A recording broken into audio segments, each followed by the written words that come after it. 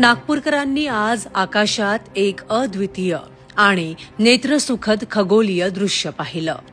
दुपारच्या सुमारास सूर्याभोवती तयार झालेल्या वर्तुळाकार इंद्रधनुषी प्रकाश वलयाने अर्थातच सोलार हॅलोने अनेकांचे लक्ष वेधून घेतले। या आश्चर्यकारक घटनेनं केवळ नागपूरच नव्हे तर महाराष्ट्रातील इतर भागातीलही नागरिक थक्क झाले। हे वलय म्हणजे सूर्याभोवती निर्माण झालेलं एक तेजस्वी इंद्रधनुषी वर्तुळ होतं, ज्याला खगोलशास्त्रात 22 अंशांचे सोलर हॅलो असं म्हणतात।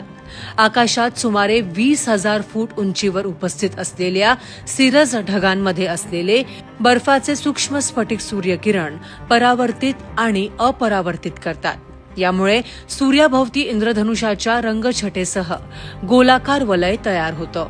सामान्यतः हे वलय अर्धवट स्वरूपात दिसतं, मात्र जेव्हा सूर्य डोक्यावर असतो तेव्हा हे वर्तुळ पूर्णपणे स्पष्टपणे आकाशात दिसून येतं।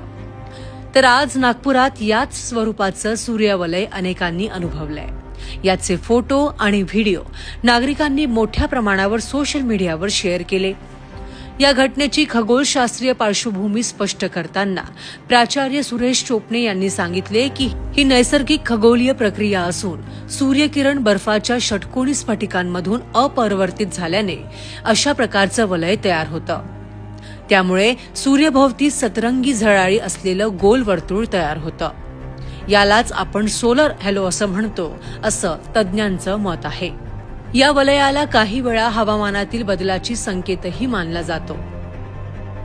विशिष्ट परिस्थितीत असे खळे म्हणजे पावसाच्या शक्यतेचा किंवा थंडीच्या आगमनाचा पूर्वसंकेत असतो, असंही अभ्यासकांनी स्पष्ट केलं आहे। विशेष म्हणजे काही नागरिकांनी ही खगोलीय घटना ज्येष्ठ खगोलशास्त्र डॉक्टर जयंत नारळीकर यांच्या स्मृतीशी जोडली। त्यांना श्रद्धांजली अर्पण करत भावनिक प्रतिक्रिया सोशल मीडियावर उमटली आहेत। निसर्गातील अशा दुर्मिळ आणि मोहक घटनांमुळे विज्ञानातील गूढता आणि सौंदर्य यांची एकत्र अनुभूती नागरिकांना मिळत असून हे दृश्य सर्वांनाच मंत्रमुग्ध करणारं ठरलं। सुरभी शिरपूरकर, नागपूर, लोकमत।